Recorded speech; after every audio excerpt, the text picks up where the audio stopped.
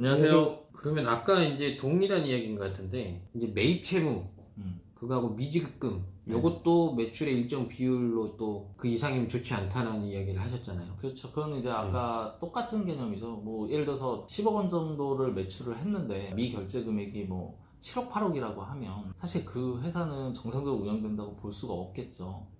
그러니까 결제 받는 것도 보통 2달 혹은 석 달이라고 하면 한 25% 이내 비율이거든요. 네. 그러면은 매입 채무나 이런 부분도 한 25% 이내에서 가는 게 앞뒤가 맞겠죠. 장사는 빨리 받고 늦게 줘야 남는 그렇죠. 거 아닌가요? 물론 그렇기는 하지만 그 기간이 너무 과도해진다 그러면 네. 그리고 또 하나는 이자 보상 비율, 그렇죠. 이자 네. 보상 배율, 네. 뭐 용어도 어려운데 요걸 보는 이유는 뭐 이자 보상 비율이라는 게 기본적으로 이제 손익계산서에 보면 영업이익이 있죠. 금융비용 차입에 대한 이자 비용이 있습니다. 그러니까 네. 즉 은행에다 이자를 주는 거죠. 1년에 이익을 1억을 벌었는데 은행에다가 이자로 줘야 되는 돈이 9천만 원이다 그러면 여기는 실제로는 1,000만 원이 이익이 나는 거잖아요. 그렇죠. 그렇다 그러면은 사실은 벌어가지고 은행에다 주고 있다는 얘기밖에 안 되는 거잖아요. 못 주는 사람도 많은데 알죠. 못 주는 주는 건 사람이 괜찮은 거 아닌가? 다행이긴 하지만 정상적으로 운영을 한다면 그 비율이 너무 과도하면 안 된다. 최소한 이 영업이익이 이제 금융비용 대비 한 3배 이상 미니멈. 3배. 네, 만약에 은행에다 연간 지급하는 이자가 한 2천만 원이다 그러면 영업이익은 그래도 6천만 원 이상 나셔야지 또 본인도 가져가실 게 생기실 거고 뭐 회사의 어떤 운영 자금도 좀 준비가 되겠죠. 그 마지막으로 하나 더 여쭤볼게요. 네. 그 이제 제조업체들을 많이 또 컨설팅 하시잖아요. 그렇죠. 그런데 용어는 좀 생소할 수 있지만 제조 경비가 있고, 그러니까 제조업에 쓰는 경비가 있고, 판매 관리부라 그래서 이제 이건 영업 쪽이죠. 네. 그쪽에 들어가는 경비가 있는데 네. 사실 세무 입장에서는 그렇게 큰 차이는 없어요. 어디로 들어가든가. 네. 어차피 회사에서 쓴 돈이고 비용 처리는 되는 거고 세금에 영향을 미치진 않는데 그 부분에 있어서도 좀 까다롭게 제조 쪽 경비냐 판매 쪽 경비냐를 좀 명확히 보시는 것 같은데 그거는 영업이익도 아니고 별 관계가 없는데 왜 그렇게 보시는 이유가? 하나 그럼 여쭤볼게요. 판매 관리비는 네. 제조 원가 명세서상에 포함이 되나요? 안 되죠. 그쵸? 그런 차이인 것 같아요. 뭐냐면 예를 들어서 매출액이 10억인데 제조 원가 명세서에 그 발생된 매출은 5억 이하라고 하면 50%가 안 되는 거잖아요. 매출의 비율 중에 네, 매출 비율 중에. 그러면 이 회사는 제조업이 아닌 거죠. 비율이 50%를 넘어야 한다. 그렇죠. 그렇죠. 그건 세무에서도 매출은 50%를 넘는 게 주 업종으로 간주는 돼요. 그렇죠. 근데 이제 비용도 왜 그러면 비용도? 또 제조 원가에 들어가야지 그게 또 계산이 맞겠죠. 제조업이 주는 혜택들이 좀 많기 때문에 그렇기도 합니다. 네. 세금 쪽 말고 어떤 혜택들이 많이 있죠? 제조. 예를 들어 자금을 받는다든지 아니면 어떤 인증을 받는다든지 할 때 제조업은 항상 우대업이고요.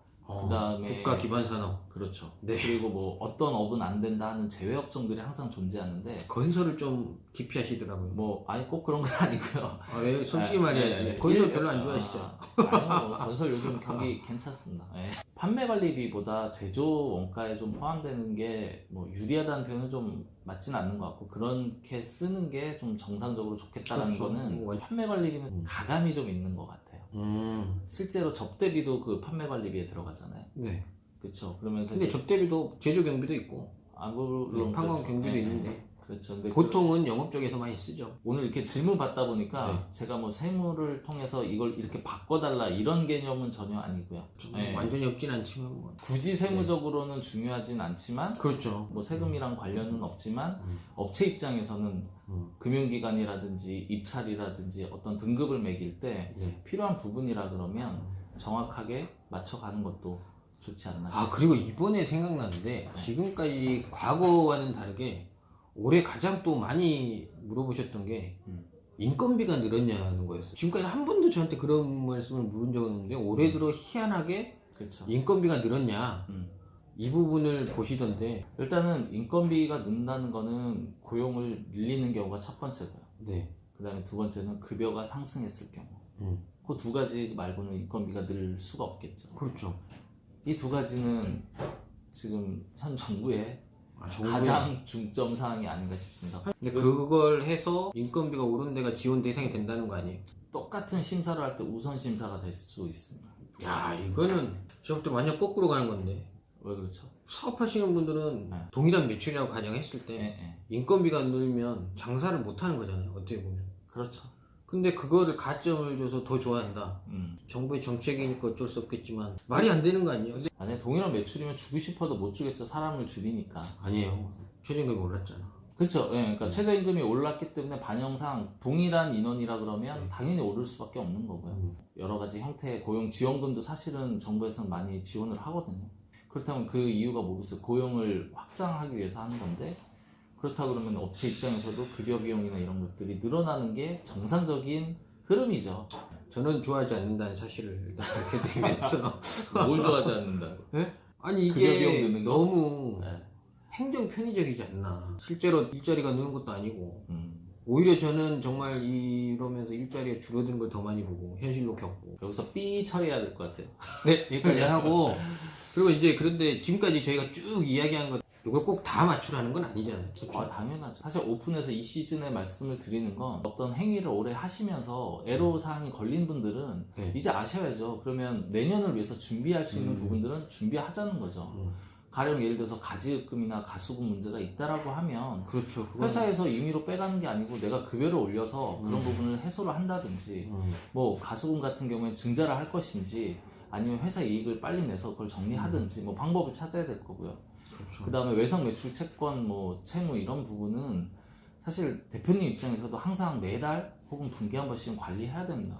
내가 일은 일은 한 해, 번씩 관리. 예, 그러니까 자체적으로 일을 했으면 근데 하고 계실 거예요. 왜냐면 아닐걸요? 비율은 계산은 안 해도 내가 어디 업체에 지금 돈을 못 받고 있다라는 그렇죠. 거는 실질적으로 다 정리가 돼 받아요. 있으실 거예요. 그리고 경기가 어렵기 때문에 사실은 조금 거래처의 수금 관리가 어려운 업체들은 좀 유심히 보시면서 정리해 가셔야 돼요. 그건 광고 있잖아요. 뭐 고려할 수 있을 때 고려하세요. 거기까지 가면은 사실 좀 많이 늦습니다. 늦어요? 네, 늦습니다. 제가 볼 때. 좀 아쉬운 것도 있어요. 뭐냐면 재무제표 이렇게 보셨어요. 뭐 얘기 나누면 자기는 재무제표 안 본대요. 어렵죠. 어떻게 보면. 네, 어렵기도 하지만 뭐 보면 뭐 하냐. 그러면 재무제표를 뭘로 인식하냐면 그냥 세금 내는 기준으로 뭘 세무사에 맡겨서 한다 정도로 이해하세요. 네, 그렇죠. 네, 그러다가 뭐 금융권의 차이를 받을 때쯤 되면 한번 쳐다볼 정도. 그리고 무슨 문제가 있다 그러면 왜 이렇게 했냐라고 세무사님도 잔소리를 들을 때도 있으실 것 그렇죠. 같고요. 저 얼굴에 그래서 부었잖아요. 글쎄 이 영상을 통해서 조금 우리 건 어떻게 돼 있지 한번 쳐다보시죠. 보시고 그렇죠. 비율은 어떻게 돼 있는지 그리고 그게 좀 이해하기 어려우시다면 전문가를 통해서 한번 조금 검토를 받으시면 관리라는 게 본인이 하기 쉽지 않은 것 같아요. 한 번 한다고 해서 또 그 다음에 기억나는 것도 아니고 그때 그 용도가 틀리잖아요. 그렇죠. 네, 어떤 용도가 될지도 모르기 때문에 정말 관리받고 싶으시면 마지막에 나오는 이메일로 메일을 주시면 대표님 관리를 해주시나요? 해야죠. 네.